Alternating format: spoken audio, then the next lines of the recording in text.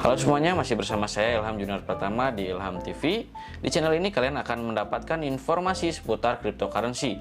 Nah, bagi kalian yang membutuhkan informasi seputar cryptocurrency, langsung aja kalian klik tombol subscribe dan tombol loncengnya. Nah, udah lama banget ya teman-teman saya nggak upload video karena kesibukan tertentu di belakang channel ya teman-teman, di belakang layar. Nah, di sini saya upload kembali karena saya disuguhkan dengan berita yang sangat panas sekali ya, yang sedang hot, yaitu dari Terra Luna atau dari Luna ya teman-teman. Nah, kronologinya seperti apa sih sampai bisa terjadi crash sedalam ini, dan cara memanfaatkannya seperti apa, lalu pelajaran apa yang bisa kita ambil dari tragedi Luna ini. Jangan di skip, tonton terus videonya.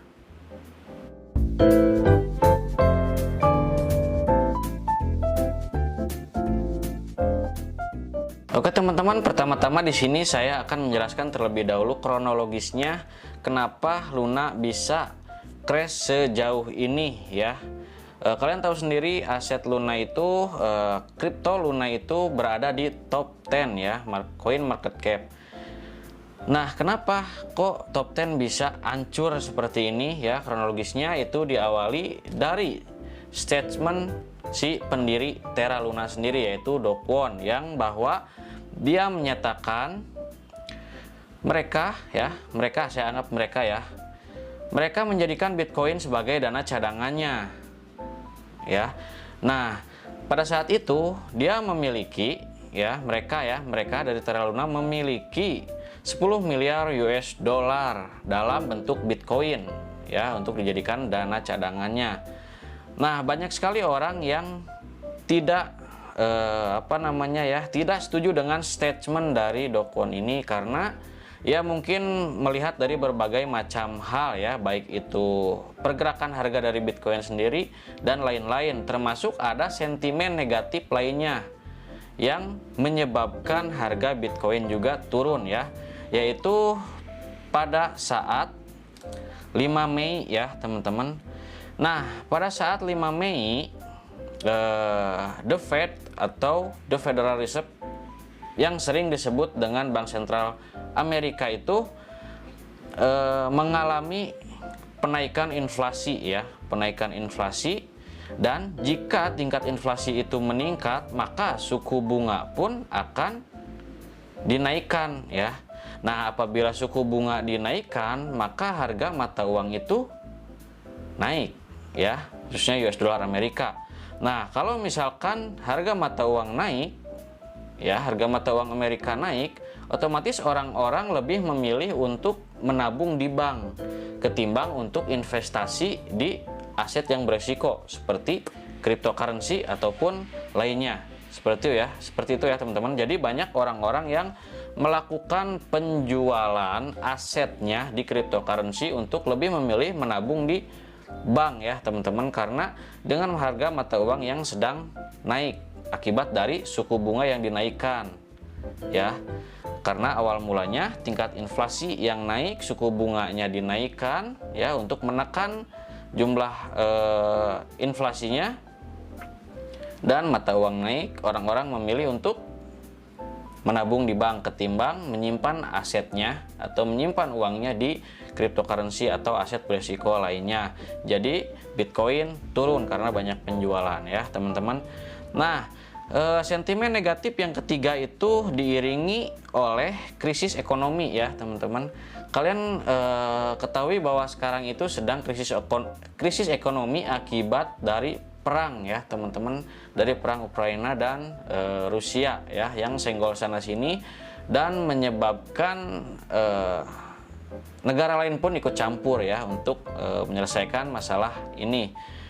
Nah, ketika suatu negara ya, atau bahkan dunia itu mengalami krisis ekonomi karena perang, maka orang-orang lebih memilih menyimpan uang cashnya ya. Jadi banyak yang lari ke bank ya untuk menarik uangnya ya, ketimbang harus menyimpan di cryptocurrency, saham atau lain-lainnya yang jika melakukan penarikan dana itu membutuhkan waktu yang lama ya. Jadi orang-orang lebih memilih menyimpan uangnya di bank dan pada lari ke bank untuk mengambil uang dan dijadikan sebagai uang cash untuk mencukupi biaya kehidupan sehari-hari ya teman-teman, karena krisis ya teman-teman. Nah itu sentimen negatifnya yang mengakibatkan harga aset cryptocurrency, baik itu Luna, Bitcoin atau yang lainnya, sehingga menyebabkan crash ya teman-teman. Nah tadi kan berbicara mengenai pendiri dari Terra itu menjadikan Bitcoin sebagai dana cadangannya ya teman-teman. Nah ternyata akibat dari ketiga fundamental tadi, ketiga sentimen market tadi, menyebabkan Bitcoin harganya anjlok juga teman-teman ya. Harganya anjlok juga, kita lihat time frame weekly. Nah dari sini ya, dari Maret sendiri ya, Maret dia udah turun ya teman-teman. Nah di sini untuk mengetahui perputaran harga suatu aset itu akan kemana ke depannya, pertama-tama yang harus kalian lakukan adalah membuat pola ya teman-teman. Terjadi pattern apa nih di suatu aset. Nah kebetulan di sini Bitcoin sedang membentuk yang namanya nih falling wedge pattern ya teman-teman, yang dimana falling wedge pattern ini mengalami harga penurunan dan semakin menyempit areanya ya teman-teman, seperti ini ya. Nah seperti ini, semakin menyempit, dan ini adalah bisa menjadi indikasi pulihnya harga Bitcoin ketika si harga Bitcoin ini menembus garis atas dari falling wedge pattern ini ya teman-teman. Oke, kita balik lagi ke Luna ya teman-teman. Nah bentar.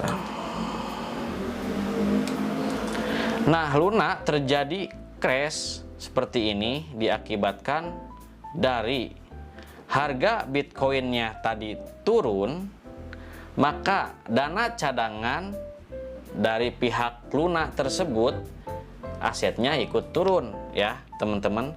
Itu otomatis mereka kebingungan harus seperti apa, dana cadangan kita udah habis nih, apalagi Luna juga mengalami crash ya teman-teman.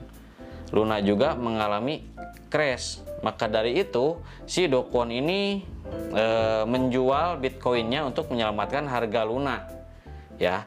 Tapi ya susah karena Luna itu sendiri udah crash juga ya teman-teman.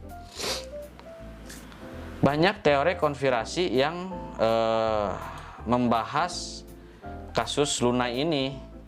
Ada yang bilang bahwa si Do Kwon ini tersangkanya, dan banyak whales yang yang ingin menjatuhkan harga Terra Luna gitu ya. Dan katanya teori konspirasinya, Do Kwon ini menjual seluruh dana cadangannya untuk menyelamatkan harga Luna, tapi nggak bisa tertolong ya teman-teman. Nah lalu seperti apa sih pelajaran yang kita ambil dari kasus Terra Luna ini ya teman-teman? Nah banyak sekali pemula yang menghiraukan ya teman-teman, pemula banyak sekali yang menghiraukan bahwa technical analysis itu sangat penting ya. Jadi nggak cuma sentimen atau fundamental, tapi technical juga sangat berfungsi. Pertama-tama kalian harus mengetahui pola apa yang sedang terjadi di aset tersebut ya, termasuk ini di Luna sendiri terbentuk yang namanya rising wedge pattern, yang dimana rising wedge pattern itu bentuknya seperti ini ya teman-teman, cenderung naik tapi areanya menyempit, dan jika breakout ke garis bawah maka itu akan terjadi reversal menjadi turun ya dari naik. Dan itu yang terjadi dari Luna sendiri ya teman-teman. Seandainya ini kan time frame weekly ya teman-teman. Nah ini di time frame daily-nya. Nah untuk di time frame daily-nya di sini seharusnya jika kita semua mengetahui bentuk racing wedge pattern itu seperti apa yang dikasih ke depannya, maka kita bakal aman ya teman-teman. Ini pelajaran yang bisa kita ambil ya teman-teman dari kasus Luna ini. Nah, dia di sini terbentuk higher ya teman-teman ya. Lalu di sini membentuk lower. Sorry. Nah, di sini membentuk lower ya teman-teman ya. Untuk lower lagi, di sini buat higher, dan highernya ini menyentuh area atas dari racing wedge pattern dan dia breakdown kembali ya, breakdown kembali, lalu dia naik lagi dan di sini dia breakout. Nah, dari sini seharusnya kita sudah memasang stop loss ya teman-teman, karena kenapa kita pasang stop loss di sini ya? Kita pasang stop loss di sini. Nah, kita pasang stop loss di 75 dolar ya, ketika kita beli. Misalkan kita beli di sini ya teman-teman, di 50 US dollar, lalu dia naik, ternyata dia breakdown lagi ya, nggak breakout dari racing wedge pattern ke atas ini untuk meneruskan tren naik, malah dia turun dan malah breakout. Nah, di sini stop loss kalian harus dipasang ya. Nah, sebenarnya stop loss ini sama seperti seat belt ya teman-teman. Jadi untuk pelindung, kita nggak tahu kapan kita terjadi celaka ya. Tapi pas kejadian celaka, kita akan mengetahui manfaat dari seat belt tersebut ya. Dan begitu juga dengan si stop loss ini gitu. Nah, kita tepatkan take profit di area racing wedge atas ini. Kita tepatkan stop loss di area bawah racing wedge ini, seperti itu ya teman-teman. Jadi kalian harus mengetahui pola apa yang sedang terjadi di suatu aset tersebut supaya kalian mengetahui indikasinya seperti apa ke depannya gitu. Nah, untuk memanfaatkan dari harga Luna sendiri, saya di sini tidak mengajak untuk kalian entry atau apapun itu ya teman-teman. Di sini saya hanya berbagi apa yang saya lihat saat ini. Ya, mungkin bisa dikatakan kita bisa melakukan yang namanya smart betting ya teman-teman, smart betting, atau kita mencari keuntungan dengan rasa gambling ya, dengan rasa tebak-tebakan, karena ini udah crash banget ya teman-teman, dari 120 US dollar turun sampai ke 0 dolar ya teman-teman. Kalau dirupiahkan ini Luna itu sebesar 3 rupiah teman-teman, ngeri. Sekarang 3 rupiah ya. Nah, kalau misalkan seandainya naik ke 10 rupiah ya teman-teman, kita bisa hitung-hitungan di sebentar ya, kita bisa hitung-hitungan di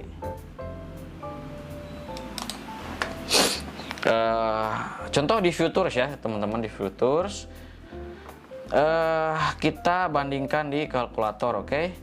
Nah, seandainya kalian harga entry sekarang di 3 rupiah ya teman-teman ya, harga entry di 3 rupiah nih, kita open long ya teman-teman untuk buy, open naik. Nah, di sini harga seandainya kita rugi si Terra Luna ke harga 0, dan di sini kuantitasnya kita ini anggap Luna ya, jangan anggap BTS ya, anggap Luna, oke? Di sini kalian 10 aja, 10 ya, 10 Luna. Nah, di sini kalian akan mengalami kerugian ya teman-teman, kerugian sebesar 30 US dollar ya teman-teman, 30 US dollar. Nah, tapi seandainya kalau harga Luna itu naik ke misalkan 10 rupiah, nah kalian akan mendapatkan 70 US dollar ya teman-teman, dengan hanya modal 10 US dollar aja. Semudah itu ya teman-teman, jika kita ingin merasakan profit rasa gambling. Tapi saya di sini tidak mengajak kalian untuk gambling ya. Tapi di sini saya hanya membagikan kita bisa memanfaatkan sesuatu di sini gitu. Nah, mungkin seperti itu ya teman-teman untuk video kali ini, kronologisnya sampai untuk jadiin pelajaran dari kasus Luna ini dan cara mengambil manfaat dari crashnya Luna ini. Ya, mudah-mudahan bermanfaat untuk kalian semua. Jika kalian suka dengan video ini, kalian boleh subscribe, like, comment, and share. Saya izin pamit. Wassalamualaikum warahmatullahi wabarakatuh.